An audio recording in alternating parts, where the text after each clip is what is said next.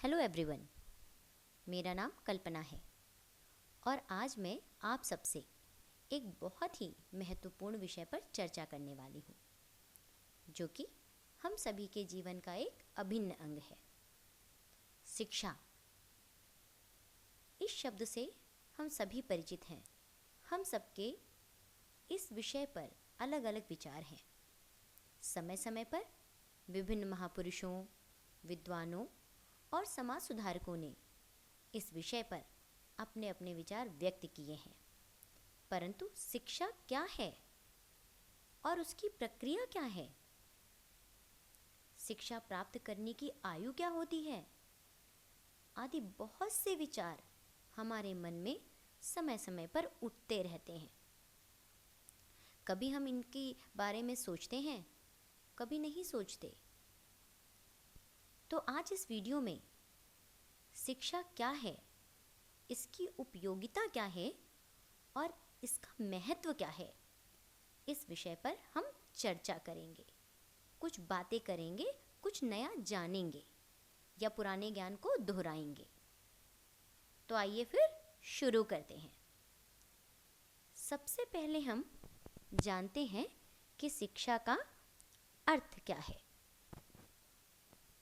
जब हम बचपन में छोटे थे तो हम समझते थे, जब हम स्कूल जाने लगे बैग लेकर, तो हम सोचते थे कि यही शिक्षा है, यही शिक्षा प्राप्त करना है, यही ज्ञान प्राप्त करना है। अभी हम स्कूल जा रहे हैं तो बस हमारी शिक्षा खत्म हो जाएगी जैसे ही हमारा स्कूल खत्म होगा। तो अगर मैं कहूँ कि संक्षेप में शिक्षा का अर्थ ज्ञान प्राप्त करना होता है। आज हम सबके लिए जितना महत्व भोजन, कपड़ा, पानी, घर और हवा का है, उतना ही महत्व हमारे लिए शिक्षा का भी है, क्योंकि शिक्षा ही भविष्य में हमारे लिए सफलता की कुंजी होती है।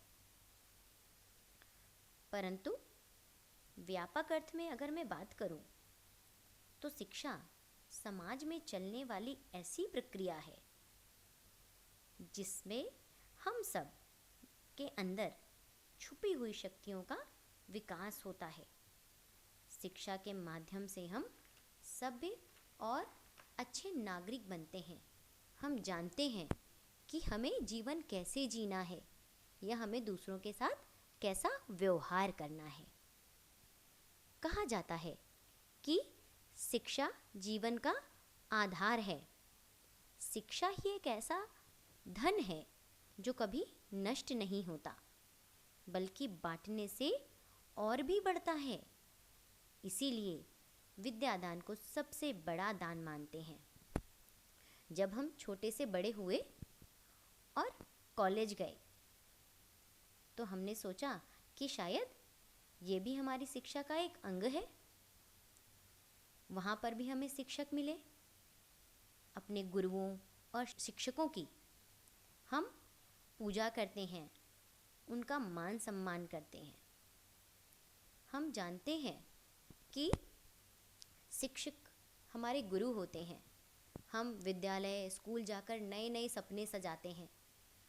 हम सोचते हैं कि बड़े होकर हम वैज्ञानिक बनेंगे, हम डॉक्टर बनेंगे, हम इंजीनियर बनेंगे। तो कुछ बच्चों के सपने शिक्षक बनने के भी होते हैं, क्योंकि वो शिक्षकों को भी अपना आदर्श मानते हैं। तो क्या आप ये जानना नहीं चाहेंगे कि आपका सबसे पहला गुरु कौन था या आपके सबसे पहले गुरु कौन होते हैं? हमारे सबसे पहले गुरु हमारे माता पिता और हमारा परिवार होता है। वो हमें चलना, बोलना आदि बहुत सी महत्वपूर्ण बातें सिखाते हैं। उसके पश्चात बच्चा विद्यालय में जाकर अपने शिक्षकों से और फिर कॉलेज में जाकर अपने गुरुओं से ज्ञान प्राप्त करता है और समझदार बनता है। अब हम बात करते हैं शिक्षा की आयु की। शिक्षा की आयु क्या होती है? इसको लेकर हमारे मन में बहुत विचार उठते हैं।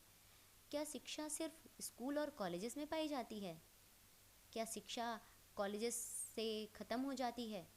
या हम अपने जीवन में आगे बढ़ जाते हैं तो हमारे जीवन में शिक्षा का कोई रोल नहीं होता, कोई जानकारी नहीं होती उसके बारे में। ऐसा नहीं है। शिक्षा प्राप्त करने की कोई आयु नहीं होती। व्यक्ति बचपन से लेकर मृत्यु तक कभी भी कुछ भी सीख सकता है। अपने जीवन को और अधिक अच्छा बना सकता है। आपने प्रौढ़ शिक्षा के बारे में तो सुना ही होगा। पहले के समय में सुविधाएं अधिक ना होने के कारण लोग अधिक पढ़ लिख नहीं पाते थे, परंतु आज ऐसा नहीं है। हम किसी भी उम्र, किसी भी अवस्था में कुछ भी सीख सकते हैं। आइए अब हम जानते हैं कि शिक्षा एक ऐसी प्रक्रिया है, एक ऐसी प्रगति है, एक ऐसा विकास है जो कभी रुकता नहीं है, लगातार चलता रहता है। हम जीवन भर कुछ न कुछ सीखते ही रहते हैं। व्यक्ति बूढ़ा हो जाए फिर भी वो बच्चों से भी सीख सकता है। बच्चे भी बड़े लोगों को बहुत कुछ सिखा सकते हैं, बता सकते हैं। इसीलिए कहा जाता है कि शिक्षा तो जीवन भर चलेगी। आजकल के समय में हम बड़े लोगों को हम क्या सिखा सकते हैं? व्हाट्सएप, वीडियोस चलाना, कंप्यूटर चलाना, ये आज की जनरेशन उनको अच्छी तरह सिखा सकती है। ठीक उसी तरह से जिस तरह से बचपन में उन्होंने हमें बहुत कुछ सिखाया था। तो ऐसा नहीं है कि सिर्फ हम ही उन्हें सिखा सकते हैं या वो ही हमें सिखा सकते हैं, क्योंकि शिक्षा तो अपने बड़ों से भी प्राप्त की जा सकती है और अपने छोटों से भी ली जा सकती है। हम प्रत्येक दिन अपने माता पिता, परिवार, दोस्तों और शिक्षकों से कुछ न कुछ सीखते ही रहते हैं। ज्ञान का कभी अंत नहीं होता। हम कितना भी पढ़ लें, हम कितना भी जान लें, पर ज्ञान एक ऐसा अथाह समुद्र है जिसका कोई अंत नहीं है। उसमें कुछ न कुछ बाकी अवश्य रह जाएगा। ज्ञान प्राप्त करने में कभी झिझक नहीं महसूस करनी चाहिए, कभी उसे बोझ नहीं समझना चाहिए। ज्ञान जैसा भी हो, हमेशा उसे हंसते हुए अच्छे मन से ग्रहण करना चाहिए, अच्छे मन से समझना चाहिए, क्योंकि ज्ञान कभी बुरा नहीं होता, आपका अहित नहीं करेगा। वो हमेशा आपको आगे बढ़ाएगा, आपको आगे ले जाएगा। आज का वर्तमान युग कंप्यूटर का युग है, टेक्नोलॉजीज़ का युग है। आज के वर्तमान समय में शिक्षा से लेकर पढ़ने तक के तरीके नए हो गए हैं। कंप्यूटर का ज़माना आ गया है। हम सभी चीज़ें आज, यहाँ तक कि किताबें भी कंप्यूटर पर पढ़ लेते हैं, कंप्यूटर पे जान लेते हैं।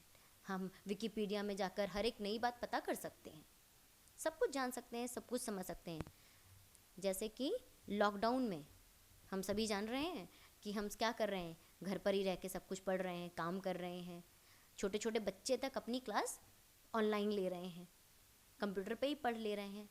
परंतु मैं एक बात कहना चाहूँगी कि पुस्तकों की बराबरी कभी ना कोई कर सका है, ना कोई कर सकेगा।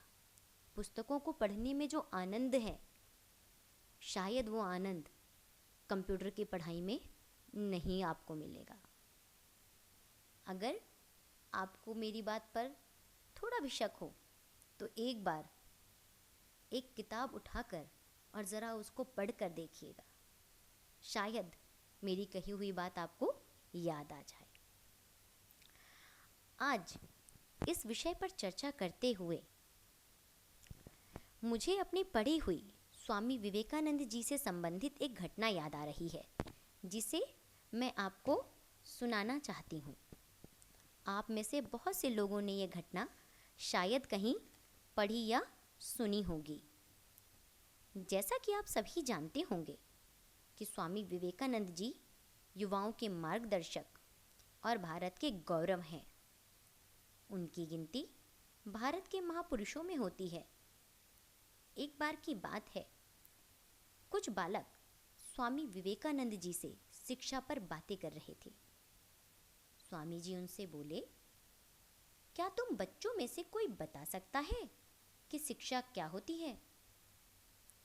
एक बच्चा बोला, स्वामी जी, विद्या ग्रहण करना ही शिक्षा कहलाता है।